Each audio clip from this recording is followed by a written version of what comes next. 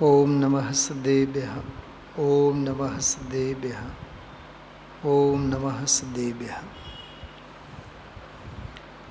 નિયમસાર ગ્રંથ છે, શબ્દોપયોગ અધિકાર.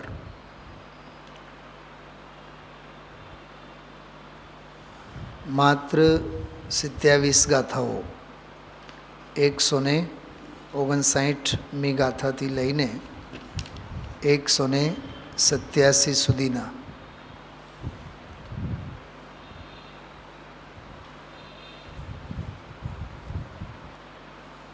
આજે આપણે શનિવારનો દિવસ છે એટલે સપ્તાહના છેલ્લા 2 દિવસ આપણે બીજો વિશેષ સ્વાધ્યાય પાઠ વગેરેનો કરીએ છીએ.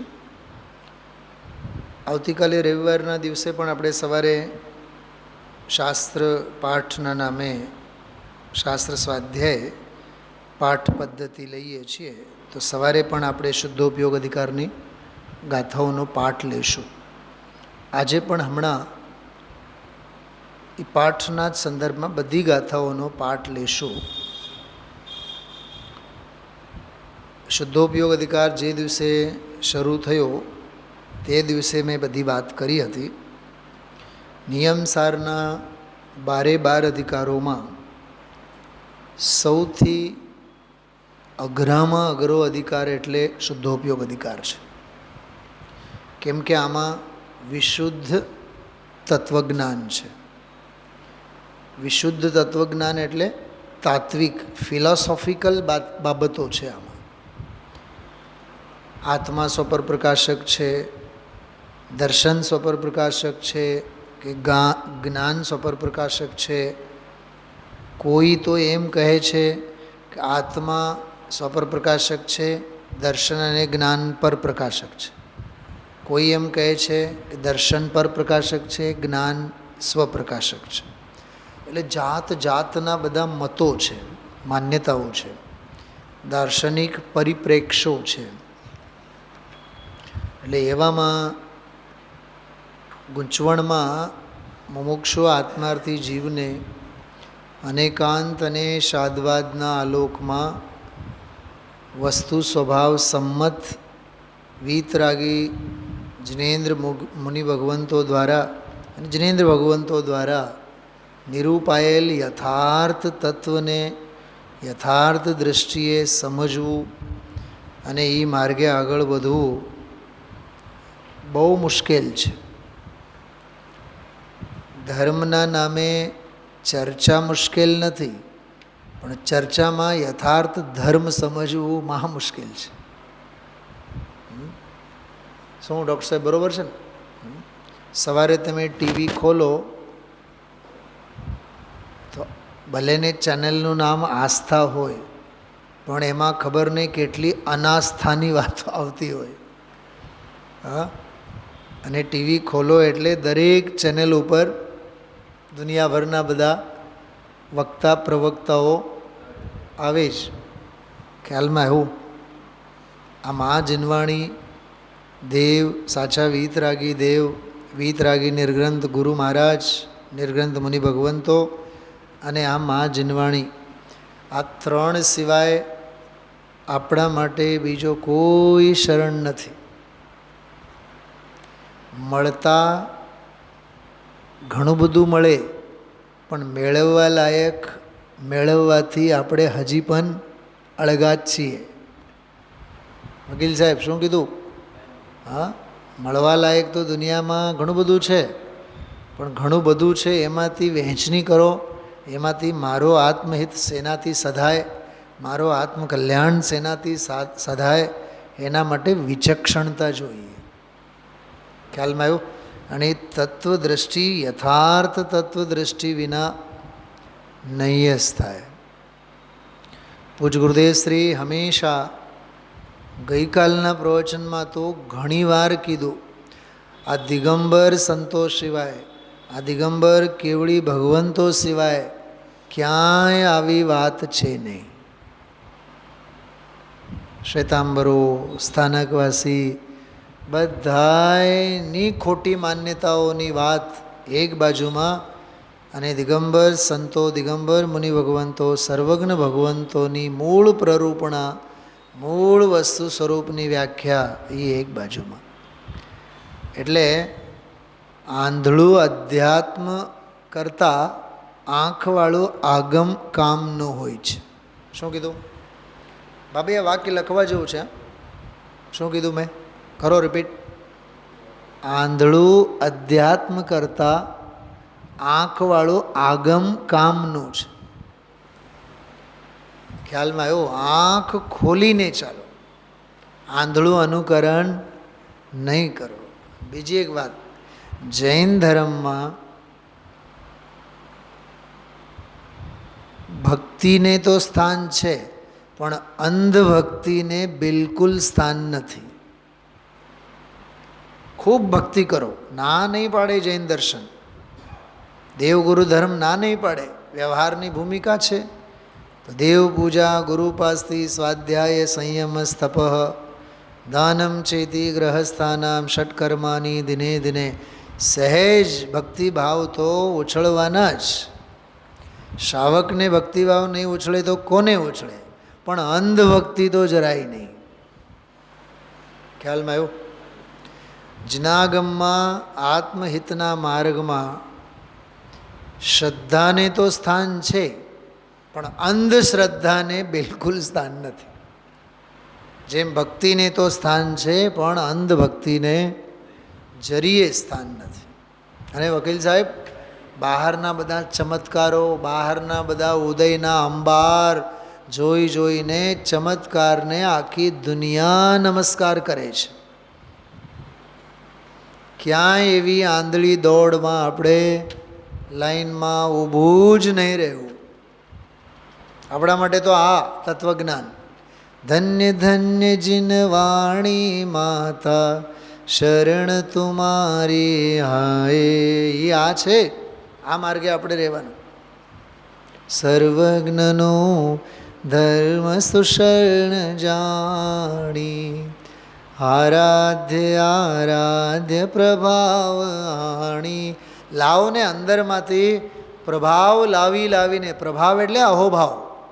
શું કીધું? પ્રભાવ એટલે અહોભાવ. અંદરમાંથી અહોભાવ લાવીને તમારામાં જેટલી હિંમત હોય એટલી ભક્તિ કરો. આરાધ્યને આરાધો. સર્વજ્ઞનું ધર્મ સુશરણ જાણી, આરાધ્ય આરાધ પ્રભાવ આણી. આરાધ્યને પ્રભાવ લાવીને આરાધો. બોલો ડૉક્ટર, તરસ જ્યારે લાગી હોય, ગ્લાસમાં એક ઘૂંટ પાણી હોય ને તોય એવું લાગે જાણે દરિયો ભરેલો છે. નિશાળના છોકરાઓ, હા, 2 પીરિયડમાં 3 પીરિયડમાં પાણીનું બોટલ ખાલી થઈ ગયેલું હોય, અને પછી છે ને રહીને શિક્ષકો જવા નહીં દે એમને. રિસેસમાં જવાનું, રિસેસ પહેલાં તો નહીં જ. રહીને તરસ તો વચ્ચે લાગે, કરે શું? મન તો એમ કરે છે કંઈક ચમત્કાર થાય અને મારું પાણીનું બોટલ ભરાઈ જાય, પણ એ ખાલી તો રહેવાનું જ છે. અને એમાં નજરું જ્યારે નાખે, ટીપું દેખાય, એ એટલું આમ બોટલ મોઢા ઉપર ધરી એક ટીપું ભર મોઢામાં નાખવામાં એને એમ લાગે જાણે કે આખું સમંદર મોઢામાં આવ્યું. ક્યારે લાગે છે આવું? જ્યારે તરસ લાગી હોય છે ત્યારે. કંઈક સમજાણું? અને તરસ ન હોય ત્યારે ભરેલ બોટલને પણ કોણ પૂછે?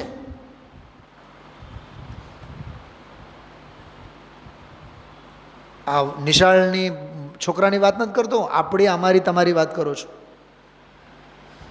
ભરેલો છે ને દરિયો, તો કરો ને આની કિંમત. નહીં, જ્યારે મળતું નથી ત્યારે આની જ કિંમત થાય, જ્યારે મળે છે ત્યારે આની કિંમત ન થાય. અમે લોકો એક દુહા બોલતા બહુ સરસ ભણતા ત્યારે. મલિયાગીરી પર્વત પર જ્યાં ત્યાં બધે ચંદનના ઝાડવા હોય, ચંદનની જ ખેતી, સમજો ને, ચંદન જ ચારે બાજુએ. अति परिचय ते होत हैं बहुत अनादर भाव। बहु परिचय आवे ने, बहु बहु ओळखाण, बहु निकटता होय ने तो अवज्ञा अवमानना थाय। अति परिचय ते होत हैं बहुत अनादर भाव। मलियागीर की भीलनी चंदन देत जलाए। मलियागीरनी भीलनी होय, શિયાળામાં એને પાણી ગરમ કરવાનો છે તો ઈંધણા માટે શું બાળશે? વકીલ સાહેબ તમારો દાખલો આપો. સમજો તમે આવડા મોટા વકીલ છો, હવે તમે કોઈ કેસ લડો છો તો મુંબઈથી તમારી પાર્ટી આવશે ને તો સૌથી પહેલાં તમારો અપોઇન્ટમેન્ટ લઈને આવશે, તમારે ઓફિસે કેટલા વાગે આવું, કેટલા વાગે નહીં, કેટલી ફીસ, ફલાણું ઢીકણું, બધી ફોર્મેલિટી હોય. પણ પાડોશમાં જ રહેતા હોય ને એ કોઈથી તમારું અપોઇન્ટમેન્ટ ન લે. એ રાત્રે તો 11 વાગે ફોન કરીને આવી જાય. ફોન શું, આવી જ જાય સીધા માથે, સીધે સીધું માથે, કેમ કે કિંમત નથી ને, પાડોશમાં જ રહે છે ને. એટલે પાડોશમાં જ રહે છે ને એટલે ગમે ત્યારે ખાબકો. રાજકોટના વરસાદની જેમ કિંમત ન રહે એની. એટલે સોશિયલ, આ ડૉક્ટર લોકો જો અપોઇન્ટમેન્ટના ડેટ એની હોય, ટાઈમિંગ હોય, અને એ ટાઈમિંગે આપે ને સવારે 10 થી 10:30, 10:30 થી 11, 11 થી 11:30, એટલું એપ્રોપ્રિએટ. મને એમ થાય કે આ તો અંગ્રેજોના જમાનાનું ટાઈમ ટેબલ છે. પણ એ પ્રોફેશનલમાં એ જોઈએ ડૉક્ટર સાહેબ. નહીં તો હું ફોન કરીને પૂછ્યું, સાહેબ તમે ક્યારે નવરા છો? અમે હાલે આવીએ. નહીં, પ્રોફેશનલી ટચ તો જરૂરી છે. મારી પાસે એક ડાયરીમાં એક બહુ સરસ જોરદાર વાક્ય લખેલું છે, તમે એટલા મોંઘાઈ નહીં થાઓ કે તમને કોઈ ખરીદી ન શકે, અને તમે એટલા સસ્તા પણ નહીં થાઓ કે બધાએ તમને ખરીદે. વચ્ચે ના રહેવાનું. અનેકાંતનું કામ છે આ. બોલો ડૉક્ટર સાહેબ, તમારા લાઈફમાં એવું થતું હોય કે નહીં? બતાવો. જેની સાથે તમારી બહુ નિકટતા હોય ને, તમે જો ચોંટ ચોંટ ચોંટ ચોંટ ચોંટ કરે, કંઈ કિંમત જ ન હોય.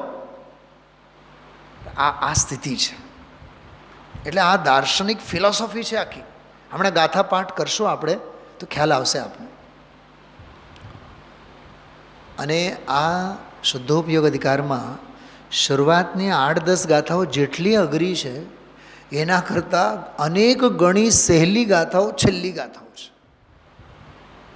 સિદ્ધ કોને કહેવાય, સાધ્ય કોને કહેવાય, નિર્વાણ કોને કહેવાય, મોક્ષ કોને કહેવાય, અને એ સંપૂર્ણ સિદ્ધિની પ્રેરણા, એની સાથે આ શુદ્ધોપયોગ અધિકાર પૂરું થાય છે. મુનિ ભગવંતોના જીવનમાં શુદ્ધોપયોગ સિવાય બીજું કાંઈ નહીં હોય. એક જ મસ્તી, એક જ ધ્યાસ, એક જ લક્ષ્ય, શુદ્ધોપયોગ, શુદ્ધોપયોગ, શુદ્ધોપયોગ. એટલે એમની વર્તતી દશા. જો કે મુનિરાજ તો શુદ્ધ સ્વભાવમાં લીન હોય, એ શુદ્ધ સ્વભાવમાં લીન હોય, એ લીનતાનું નામ જ શુદ્ધોપયોગ. આવું ઘણું બધું આમાં છે. ગાથા પાઠ કરશું આપણે. જેટલું સમજાય એટલું સમજજો, કેમ કે હજી 27-28 પ્રવચનો આપણે સાંભળવાના છીએ. એટલે આવતા 27-28 સુધી જે સાંભળવાના છીએ એની આ ટ્રેલર છે ગાથા પાઠમાં. એટલે હું આજે પણ લેવા માગું છું, કાલે સવારે પણ લઈશ. બરાબર? જાણી અને દેખે બધું પ્રભુ કેવળી વ્યવહારથી, જાણી અને દેખે સ્વને પ્રભુ કેવળી નિશ્ચય થકી. ઘણી ચર્ચા આપણે કરી છે, એટલે બહુ સ્પષ્ટ છે. આજે સવારે જે ગાથા થઈ એમાં જો દ્રષ્ટાંત આપ્યું છે સૂર્યનો, અને સિદ્ધાંત આપ્યું છે કેવળીનો. જેમ સૂર્ય એમ કેવળી. લગભગ આગમ પરમાગમોમાં, બધા જ ગ્રંથોમાં, પૂજા સાહિત્યમાં, વિધાનોમાં 24 તીર્થંકરોની સ્તુતિમાં બધે સૂર્યનો દાખલો આપવામાં આવે છે. પણ એક ગજબની વાત તમને કહું, મારું ધ્યાન ગયું સવારે 160 નંબરની ગાથામાં સૌથી પહેલાં જો ગુજરાતી ગાથામાં સૂર્યની વાત કરી છે. જે રીત તાપ પ્રકાશ વર્તે યુગપદે આદિત્યને, આદિત્ય એટલે સૂર્ય, સૂર્યને તાપ અને પ્રકાશ એક સાથે વર્તે, તેમ કેવળીને દર્શન અને જ્ઞાન યુગપદ એક સાથે વર્તે. તો આમાં સૂર્યનો દૃષ્ટાંત છે પહેલો ગુજરાતીમાં, અને પછી સિદ્ધાંત લીધું છે. મૂળ નિયમ સારમાં એવું નથી. શું મીનાબેન, શું ફેર પડ્યો? એટલે જ હું હજારો વાર કહું છું, મૂળ સાથે ચોંટીને રહેજો. આચાર્ય કુંદ દેવને સૂર્યને સમજાવવાનો ઉદ્દેશ નથી. આચાર્ય કુંદ દેવને કેવળ જ્ઞાનીના યુગપતપણાનું સમજાવવાનું એ વિષય એમનો મુખ્ય છે. પોતાની સુવિધા માટે આમાં દૃષ્ટાંતને મૂક્યા. પહેલાં હું એક પ્રશ્ન પૂછું આપને, રાજુભાઈ બોલો, બીજા કોઈ બોલતા નહીં, તમે જ બોલજો. નિશાળના છોકરાઓને હંમેશા પૂછતો હોઉં છું, રામ અને સીતા કોણ હતા? ચલો બીજો પ્રશ્ન, સીતા અને રામ કોણ હતા? અરે પતિ હતા પત્ની હતા, કોણ હતા? એમ પતિ પત્ની હતા કે નહીં? તો સીતા અને રામ કોણ હતા? પતિ પત્ની હતા કે નહીં? ધનજીભાઈ હા કે ના? હા હતા ને. હું કહું છું ખોટું. કેમ? મેં તમને પ્રશ્ન શું કર્યો? સીતા અને રામ તો પતિ પત્ની હતા કે પત્ની પતિ હતા? અરે પ્રશ્નમાં સૌથી પહેલો શબ્દ કયો મૂક્યો તો? સીતા. તો સીતા કોણ હતા? પત્ની હતા. અને રામ પતિ. તો પત્ની, રામ અને સીતા પતિ પત્ની હતા, સીતા અને રામ પત્ની પતિ હતા. એટલું તો સાહિત્ય અને ભાષાનું આવડવું જોઈએ કે નહીં?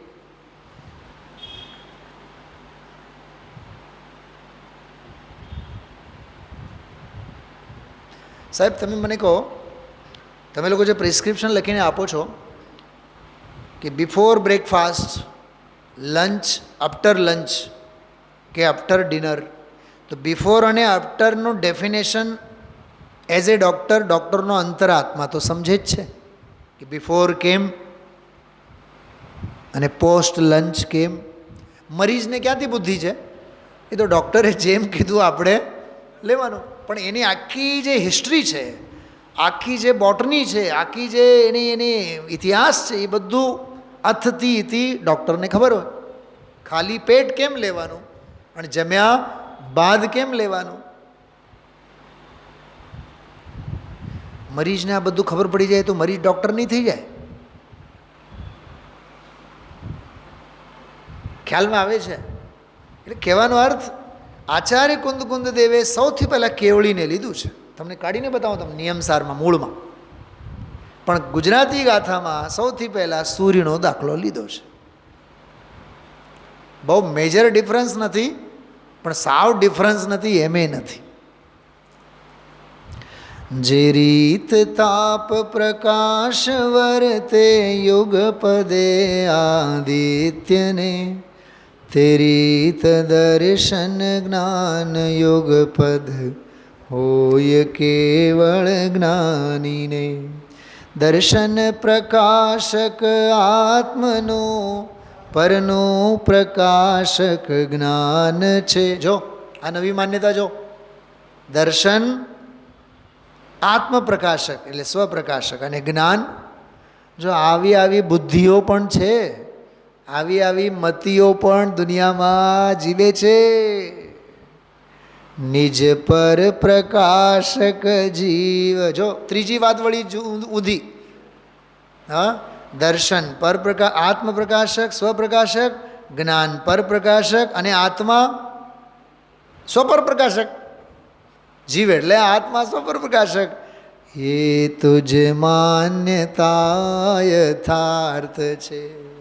આ તારી માન્યતા સાવ ખોટી છે. પરને જ જાણે જ્ઞાન. હવે જો જ્ઞાન પરને જ જાણે. દ્રગ જ્ઞાનથી ભિન્ન જઠરે. હવે આચાર્ય એના કુતર્કો આપે. જો જ્ઞાન પરને જ જાણે, તમે કીધું કે દર્શન સ્વને જ જાણે, તો જ્ઞાનથી દર્શન તો જુદું પડ્યું ને, છૂટું પડ્યું ને. દર્શન નથી પર દ્રવ્યગત, એ માન્યતા તુજ હોઈને. આ બધું બહુ વિચારવા જેવી છે. હા,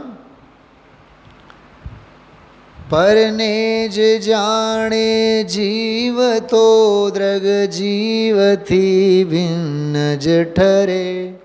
દર્શન નથી પર દ્રવ્યગત, એ માન્યતા તુજ હોઈને.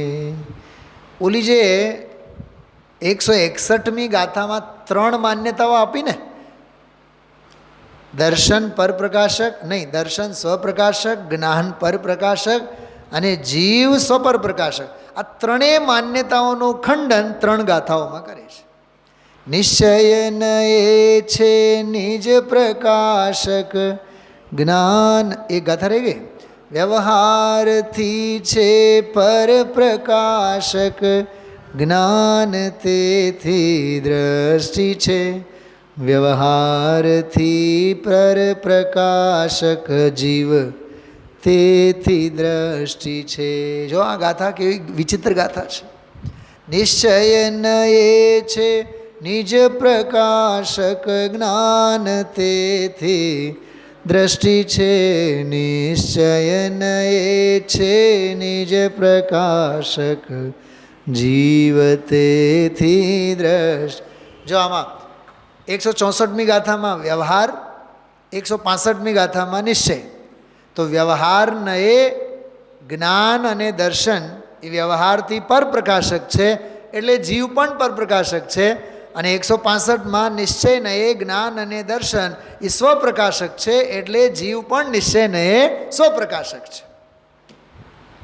પણ આવું હું એક શ્વાસે જે વાક્ય બોલી ગયો ને, એના માટે ગુરુદેવશ્રીના 5 પ્રવચનો સાંભળવા પડશે. એટલી નવરાશ કાઢો, અને આ ઝડપથી સમજાય એવું નથી. પ્રભુ કેવળી દેખે નિજાત્માને ન લોકાલોકને. જો આ સાવ વિચિત્ર વાત. શું કહે છે? કેવળી ભગવાન નિશ્ચયનયે આત્માને જ દેખે છે, પરમાર્થથી આત્માને જ દેખે છે. લોકાલોકને એ જોતા જ નથી, જાણતા જ નથી. જો કોઈ ભાકે એમ તો તેમાં કહો શો દોષ છે. બતાવો તો ખરા, એમાં દોષ શેનો છે? ચલો, આ વાત તો મગજમાં બેસી જાય છે, વાત સાચી છે. કેવળી તો આત્માને જ જાણે છે. હવે વ્યવહારવાળી વાત આવશે ને તો નાનીમાં યાદ આવશે. ત્યાં એમ કહેશે વ્યવહાર નહીંથી કેવળી લોકાલોકને જ જાણે છે. ચલો ઠીક, પણ આત્માને નહીં. જો ગાથા દેખાય છે નીચે 169. પ્રભુ કેવળી જાણે ત્રિલોક અલોકને, કોમા છે, નહીં આત્મને. જો કોઈ ભાકે એમ તો તેમાં કહો શો દોષ છે. આ વાત નહીં બેસે મગજમાં. આત્માને જાણતો જ નથી, એ લોકાલોકને જ જાણે છે. પણ ભાઈ સાહેબ, નહીંનો પ્રયોગ કર્યું છે ને, પરાશ્રિતો વ્યવહાર, એટલે લોકાલોકને જ જાણે છે એમ કહેવામાં આવશે. સમજો કોઈ સામાજિક કાર્ય કરતા હોય, ડૉક્ટર સાહેબ છે સમજો, એમને જ કોઈ એમના મિત્ર હોય, એમ પૂછે તમે બીજાનું જ ઈલાજ કરો છો કે પોતે પણ સ્વસ્થ રહો છો? કેવું લાગશે? એમના શ્રીમતી જ એમને પૂછે, સમજો તમે ગામનું જ કરો છો કે રામનું પણ કરો છો? કેવું લાગશે બતાવો? અચ્છા, પહેલી વાત સાંભળો. એક તો વ્યાવહારિક દૃષ્ટિએ એવું પૂછવું જ ખોટું છે, શરમ આવવી જોઈએ એવું પૂછતા પહેલાં. અને એ ડૉક્ટરને ખબર તો હોય જ ને કે મારે ગામને તો ઈલાજ કરવાનો છે. જેમ કે કોરોનાના કાળમાં પેશન્ટ્સને તો જોવાના જ છે, પણ લક્ષ્મણ રેખા બાંધીને લક્ષ્મણ રેખા બાંધીને અંદર બેસતા ને, અંદરમાં નહીં આવવાનું, બહારથી બહાર બોલો, અમે અડશું નહીં. મને તો ગજબ થયું, કોરોનાના કાળમાં જાણે કે બધા ડૉક્ટરો અવધિજ્ઞાની થયા હતા. નહીં સમજાણું? અવધિજ્ઞાની સમજાણું કે નહીં? અવધિજ્ઞાની એટલે અડે નહીં, નજીક આવવા નહીં દે, પણ દૂરથી જ સમજી જાય તમને શું થયું છે. વાહ! એટલે કોરોનાનો કાળ કેવા કેવાને કેવું કેવું જ્ઞાન લઈને આવ્યો, વિચાર કરો.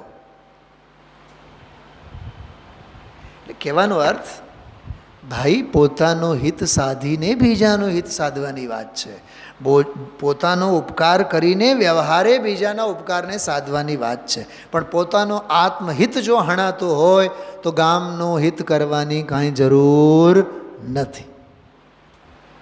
ખ્યાલ છે સાહેબ, પેલો જામનગરના ડૉક્ટર ભૂપતભાઈ, આપણે હમણાં છાપામાં આવ્યું હતું, કેટલા 4-6 મહિના પહેલાં, વર્ષથી પહેલાં, કોરોનામાં કંઈક દુનિયાભરનો ઓપરેશન કરનારા, નહીં કોરોના નહીં, હાર્ટ સ્પેશિયાલિસ્ટ જામનગરના કે રાજકોટનો ડૉક્ટર, જામનગરના લગભગ. હવે એવડા મોટા હાર્ટ સ્પેશિયાલિસ્ટ ડૉક્ટર, હજારો એમને હાર્ટના ઓપરેશન કર્યા હોય, એને પોતાને જ હાર્ટ એટેક આવ્યો અને ખતમ થઈ ગયા. હમણાં જ આવ્યું હતું, છાપામાં આવ્યું હતું, મેં તમને વાત પણ કરી હતી. હા, જામનગરના હાર્ટ સ્પેશિયાલિસ્ટ. જો આ તો આત્મહિતનો માર્ગ છે. હા, બાકી ડૉક્ટરનો પણ આજીવિકાનો એક માધ્યમ છે. એ કોઈ બીજું કોઈ અન્ય હું કરી શકું કે મારાથી થાય, મારા વગર નહીં થાય, આવા અભિમાન માટે તો નહીં જ. ખ્યાલમાં આવે છે સ્વતંત્રતાની વાત છે. તો આમાં એમ કહે છે, વ્યવહારથી લોકને જ જાણે, આત્માને નહીં જાણે. તો એવું કોઈ કહે તો એમાં કાંઈ ખોટો નથી, કોઈ દોષ નથી. તો આવી આ 2 ગાથાઓ છે. પછી વચ્ચે 2 ગાથાઓ બીજી આવી, ફરીથી જો 166ની. પ્રભુ કેવળી દેખે નિજાત્માને લોકાલોકને, જો કોઈ ભાકે એમ તો તેમાં કહો શો દોષ છે. મૂર્તિક અમૂર્તિક ચેતના ચેતન સ્વપર સૌદ્રવ્યને, જે દેખતો તેને અતીન્દ્રિય જ્ઞાન છે, પ્રત્યક્ષ છે. વિધ ગુણોને પર્યયો સંયુક્ત દ્રવ્ય સમસ્તને, દેખે ન જે સમ્યક પ્રકાર પરોક્ષ દ્રષ્ટિ તે. અને 167માં પ્રત્યક્ષ જ્ઞાની અને 168માં પરોક્ષ જ્ઞાની, એમની વાત છે. પ્રભુ કેવળી જાણે ત્રિલોક અલોકને, નહીં આત્મને, જો કોઈ ભાકે એમ તો તેમાં કહો શો દોષ છે. છે જ્ઞાન જીવ સ્વરૂપ તેથી, જીવ જાણે જીવને. વાહ, કેવું ગજબ લખ્યું છે. અરે જીવનું સ્વરૂપ જ જ્ઞાન છે, તો જીવને નહીં જાણે તો કોણે જાણે? ખ્યાલમાં આવ્યું? જીવને ન જાણે જ્ઞાન તો એ જીવથી જુદું ઠરે રે. જીવ છે તે જ્ઞાન છે ને, જ્ઞાન છે તે જીવ છે. આ છે ને 170. આ ગાથાથી વિષયનો ટેસ્ટ બદલાય છે. અહીંથી ચેપ્ટર જુદું છે. જ્ઞાન અને જીવ જુદા નથી, બેઉ એક જ છે. અભેદપણું એમનું સિદ્ધ કરે છે. રે જીવ છે તે જ્ઞાન છે ને, જ્ઞાન છે તે જીવ છે. તે કારણે નિજ પર પ્રકાશક જ્ઞાન તેમજ દ્રષ્ટિ છે. જાણે અને દેખે છતાંય છાન કેવળી જીન. વાહ! અરે જાણે બધું પણ જાણવાની ઈચ્છા વિના, દેખે બધું પણ દેખવાની ઈચ્છા વિના.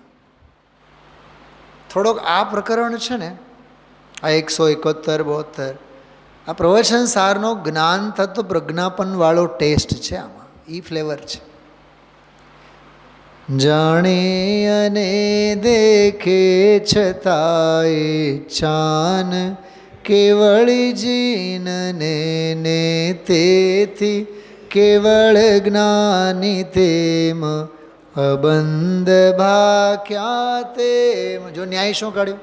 ઈચ્છા હોય તો બંધ થાય જ, ઈચ્છા નથી એટલે એમને બંધ નથી. અબંધક છે કેવળી એમ. પરિણામ પૂર્વક વચન જીવને બંધ કારણ થાય છે. અહીંયા વચનની વાત કેમ આવી? કેમ કે કેવળી ભગવાનની દિવ્ય ધ્વનિ વગર ઈચ્છાએ, ઈચ્છાપૂર્વક બોલે નિયમથી બંધ, અનિચ્છાએ બોલે કોઈ બંધ નથી એમ. પરિણામ પૂર્વક વચન જીવને બંધ કારણ થાય છે. પરિણામ વિરહિત વચન તેથી બંધ થાય ન જ્ઞાનીને. અભિલાષપૂર્વક વચન જીવને બંધ કારણ થા. મને એક વાત બતાવો, આપણું ખાવું પીવું, સૂવું, બજારમાં રખડવું, ધંધા વ્યાપાર કરવા, પારિવારિક સંબંધો, સામાજિક સંબંધો, મનોરંજન, વિષય ભોગ, આ તે અભિલાષાની ઈચ્છા વિના કયા કામ થાય છે બતાવો. બોલો ધનજીભાઈ. ફેક્ટરી પણ બંધ થાય છે તો ઈચ્છાપૂર્વક, અને ફેક્ટરી બંધ થાય છે તો ઈચ્છાપૂર્વક. આ જીવ અધર્મનું કામ પણ કરે છે ઈચ્છાપૂર્વક, અને ધર્મના કામ પણ કરે છે ઈચ્છાપૂર્વક. આપણે અહીંયા આવ્યા છીએ ઈચ્છા લઈને જ આવ્યા છીએ, એટલે એનો બંધ નિયમથી છે. પણ બંધ બંધમાં ઉગમનો આથમણાનો ફેર છે. કેટલો ફેર છે જો! આ કેટલી ગજબની ગાથા છે. એ જે લોકો કહે છે ને, ટીવીને અમે બેઠા હોય, જોયા રાખે 5-5 કલાક, અને શું કહે? પેઢીએ જઈને બેસે, ધંધો ધંધો ધંધો કરે 90-90 વર્ષની ઉંમરમાં, વળી પાછું શું કહે? અમે તો જ્ઞાતા દ્રષ્ટા છીએ. અરે જ્ઞાતા દ્રષ્ટા હોય તો ગિરનારની ગુફામાં જઈને બેસ. કોને છેતરે છે તું? ઘણા ગઢ્યા બુઢ્યાઓ એવા બધા આવા કુતર્કો આપે. ગપાટા મારીને બેઠા હોય ઓટલા ઉપર, ગપાટા મારતા હોય, બોલે છું આપણે કોઈના લપમાં પડતા નથી, પણ લપમાં પડ્યા વિના રહેતા નથી. અરે શાંતિથી બેસો, તત્વજ્ઞાન કરો, અભ્યાસ કરો, સામાયિક કરો. પણ અંતરંગની રુચિ હોય નહીં, અને બહિરંગની રુચિ છૂટે નહીં. અભિલાષા વિના કોઈ કામ નહીં થાય. જો કેવું સરસ કહે છે, અભિલાષ પૂર્વક વચન જીવને બંધ કારણ થાય છે. અભિલાષ વિરહિત વચન તેથી બંધ થાય ન જ્ઞાની. અહીંયા જ્ઞાની એટલે કેવળી, કેવળીની જ વાત છે. ટોપ મોસ્ટ જ્ઞાની એટલે કેવળી. અભિલાષ પૂર્વ વિહાર આસન સ્થાન નહીં જીન દેવને, તેથી નથી ત્યાં બંધન મોહવશ સાક્ષાર્થને. આયુક્ષયે ત્યાં શેષ સર્વે કર્મનો ક્ષય થાય છે. જો જો જો નિયમસાર પૂરું થવા આવે છે, એવું લાગે છે આચાર્ય કુંદના ભાવો પણ, લખવાના ભાવો પણ હવે ક્ષય પામે છે. ત્યાં સિદ્ધ ભગવંતોના આયુ કર્મ ક્ષય પામે છે એમ, અને આપણા ભવ ક્ષય પામે છે. ભાવો આપણા ક્ષય પામે છે. હા, હાશ, સ્વાધ્યાય પૂરો. કંઈક કહેવા માગું છું, સમજાય છે? કેટલી માર્મિક વાત છે. આયુ ક્ષય ત્યાં શેષ સર્વે, કર્મનો ક્ષય થાય છે, પછી સમય માત્રે શીઘ્ર તે લોકાગ્ર પહોંચી જાય. 14મું પૂરું. હવે સિદ્ધ થઈ ગયા. હવે નિર્વાણની વાત. કર્માષ્ટવર્જિત પરમ જન્મ જરા મરણહીન શુદ્ધ છે, જ્ઞાનાદિચાર સ્વભાવ છે, અક્ષય અનાશ અછેદ્ય છે, અનુપમ અતીન્દ્રિય પુણ્ય પાપ વિમુક્ત અવ્યાબાદ. જો આ સિદ્ધોના ગુણો બધા. પુનરાગમન વિરહિત નિરાલંબન સુનિશ્ચળ નિત્ય છે, જ્યાં દુઃખ નહીં સુખ જ્યાં નહીં, પીડા નહીં બાધા નહીં, જ્યાં મરણ નહીં, જ્યાં જન્મ છે નહીં, ત્યાં જ મુક્તિ. થોડુંક સાવધાનીથી વાંચજો અને વિચારજો મુક્તિ જતાં પહેલાં. મેં તો વિચારી લીધું છે એટલે હું બોલું છું. જ્યાં દુઃખ નથી છે લખેલું. બીજું વાક્ય શું છે?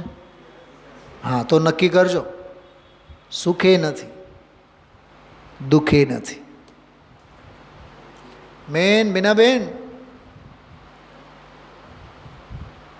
શું કહો છો? સુખ નથી એટલે ઇન્દ્રિય સુખ નથી. અને ત્યાં અતિન્દ્રિય સુખ સિવાય બીજું કાંઈ નથી. પણ એ ગાથા ટીકા વાંચીએ તો સમજાય. એટલે એક સ્વાધ્યાય સમજવા માટે સેંકડો સ્વાધ્યાયોનો સારનું ભાતું ભેગું રાખવું જોઈએ. આપણે કહે ને કે મુંબઈ જાઉં છું, પ્રવાસ મુંબઈનું, ભાતું કેટલું? હા, સુટકેસથી લઈને શું કહેવાય ઘર વખરી લબાચો કેટલો? પ્રવાસ રાજકોટથી મુંબઈનો, પણ લબાચો ભેગો કેટલો? ટ્રેનમાં પહેરવાના ચંપલ જુદા, ત્યાં લગ્નમાં જવાના ચંપલો જુદા. કોકને ત્યાં ખરખરો કરવા જવાના હોય તો વળી પાછા લુગડા જુદા, અને બધું જ એક જ લબાચામાં. વિચાર તો કરો તમે. હા, તો જ્યાં દુઃખ નહીં સુખ જ્યાં નહીં, પીડા નહીં બાધા નહીં, જ્યાં મરણ નહીં, જ્યાં જન્મ છે નહીં, ત્યાં જ મુક્તિ જાણવી. એનો અર્થ એમ થયું મુક્તિ એટલે બધેથી મુક્તિ. બધેથી મુક્ત થાવ તો મુક્તિ મળે. આ ક્વોલિફિકેશન છે. નહીં ઇન્દ્રિયો ઉપસર્ગ નહીં, નહીં મોહ વિસ્મય જા નહીં, નિદ્રા નહીં નક્ષુદા તૃષા નહીં, ત્યાં જ મુક્તિ જાણવી. અરે આ મનુષ્ય ભાવમાં જો બધે કોમ્પિટિશન. બીજાનો નવો બંગલો જુદો જોયો કે નહીં? હા હા હા હા હા, વિસ્મય વિસ્મય. ત્યાં કોઈ વિસ્મય નામની વસ્તુ જ નથી. અને વિનુભાઈ વકીલ સાહેબ, હું આ બધું બહારનું ધર્મના નામે નાટક જોઉં છું ને તમારે મુંબઈ. કયું એ ગામ તમારા રાકેશભાઈનું? ધરમપુર. મને કોઈ નવાઈ નથી લાગતી. મીનાબેન સાચું દિલથી કહું છું, જીનવાણી મારી સામે છે. મને કોઈ ચમત્કાર ભમત્કાર કાંઈ લાગતું જ નથી. કેમ કે સતને સંખ્યાની જરૂરત નથી હોતી. હા ડૉક્ટર સાહેબ, તમે પેલેસ રોડ ઉપર ક્યારેય ગયા છો? પ્રેમજી વાલજી વગેરે જે ડાયમંડના શોપ્સ છે, કેટલી ગ્રાહકી હોય છે? અરે મહિનાઓ સુધી એક ગ્રાહક ન હોય. મહિનાઓ સુધી એક ગ્રાહક ન હોય. અંદર ધણી બેઠો હોય, બહાર ચોકીદાર બેઠો હોય, અને કબાટમાં બધા ઘરેણાઓ હોય, માલ એમને એમ પડ્યો હોય. અને સબ્જી મંડીમાં જાઓ, અરે પાણીપુરીની રેકડીએ જાઓ ને. ઓલો અભિમાનથી કહેતો હોય હું 5 વાગે આવું છું, 6 વાગે તો આખું ટોપલું ખરીદદાર છે ને. હીરાની દુકાનમાં ખરીદદાર ન હોય, કેમ કે હીરા ખરીદવા માટે પૂંજી જોઈએ. અને પૂંજી બધાય પાસે ન હોય. અને ઓલા શાક બક્કલવાળા ઓળખીતા હોય તો મફતમાં આપી દે. આ મફતમાં મળે એવું નથી. આ તત્વજ્ઞાન મફતમાં નહીં મળે. શું કામ કહું છું ખબર? નહીં ઇન્દ્રિયો ઉપસર્ગ નહીં, નહીં મોહ વિસ્મય જા નહીં, નિદ્રા નહીં, ન ક્ષુધા તૃષા નહીં. સાહેબ તમારે પછી ઓલી નિંદરની ટીકડીનું શું થશે? ત્યાં નિંદર જ નથી. જો ગજબનું છે ને બધું. આ મોક્ષની વ્યાખ્યા ચાલે છે. આ મોક્ષની વ્યાખ્યા ચાલે છે. એ શુદ્ધોપયોગનું ફળ, શુદ્ધોપયોગનું ફળ. જ્યાં કર્મ નહીં નો કર્મ ચિંતાર્ત રૌદ્રો ભય નહીં, જ્યાં ધર્મ શુક્લ ધ્યાન છે નહીં, ત્યાં જ મુક્તિ. ઓહો, ચલો આર્ત ધ્યાન નથી, રૌદ્ર ધ્યાન નથી, પણ જેના તમે ગીત ગાઈને આવ્યા છો પરમ ધર્મ ધ્યાન, પરમ શુક્લ ધ્યાન, એને તો રહેવા દો. બોલો ભૂપતભાઈ, હમણાં છેલ્લા 10 દિવસથી આપણે સાંભળીએ છીએ પરમ શુક્લ ધ્યાન, પરમ ધર્મ ધ્યાન. અહીંયા તો બધા ઉપર ચોકડી. અરે સિદ્ધ ભગવાન ધ્યાનાતીત હોય. નિયમસારમાં જ છે કળશ આવેલો, જેમાં ધ્યાનની આવલી છે જ નહીં. આવલી એટલે હારમાળ. ગજબ ગજબ છે. કેટલી મુક્તિની વ્યાખ્યા 3 ગાથાઓમાં. અને આપણે કહેતા ફરીએ છીએ આમને મુક્તિ સમજાણી, તો આચાર્ય કુંદકુંદને 4 ગાથાઓ લખવાની જરૂર હતી? દ્રગ જ્ઞાન કેવળ, સૌખ્ય કેવળ, વીર્ય કેવળ હોય છે, અસ્તિત્વ મૂર્તિ વિહીનતા, સપ્રદેશમયતા હોય છે. જો 181, 80 અને 79માં શું નથી, શું નથી, શું નથી એની વાત કરી. અને આમાં કહે છે શું છે. એવું લાગે ઓલી 3 ગાથાઓ આકિંચન્ય ધર્મની, આ ગાથા બ્રહ્મચરીની. નિર્વાણ છે તે સિદ્ધ છે ને સિદ્ધ તે નિર્વાણ છે, સૌકર્મથી પ્રવિમુક્ત આત્મા લોક અગ્રે જાય છે. ધર્માસ્તિ જ્યાં લગી ત્યાં લગી જીવ પૂદગલોનું ગમન છે, ધર્માસ્તિ કાય અભાવમાં આગળ ગમન નહીં થાય છે. આમાં થોડીક નિમિત્તની વાત આવી છે, જ્યારે સ્વાધ્યાય થશે ત્યારે હું વાત કરીશ. હવે સમાપન, હવે ઉપસંહાર.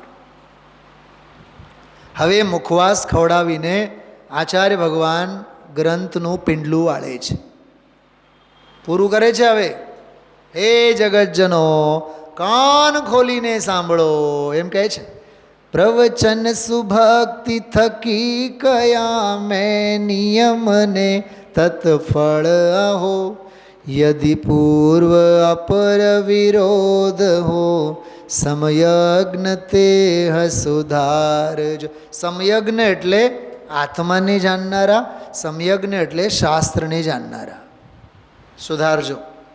પણ કોઈ સુંદર, વાહ, આ એક બહુ ગજબની સલાહ આપે છે.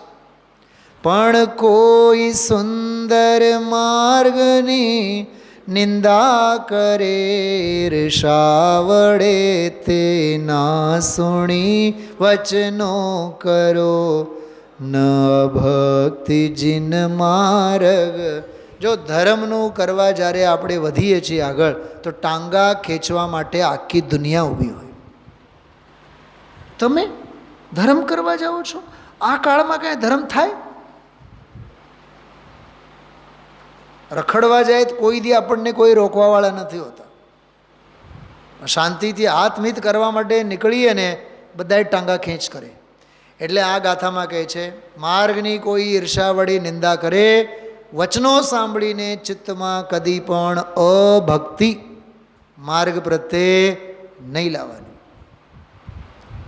નિજ ભાવના અર્થે રચું મેં નિયમ સાર સુશાસ્ત્રને, સૌદોષ પૂર્વા પર રહિત ઉપદેશ જીનનો જાણીને.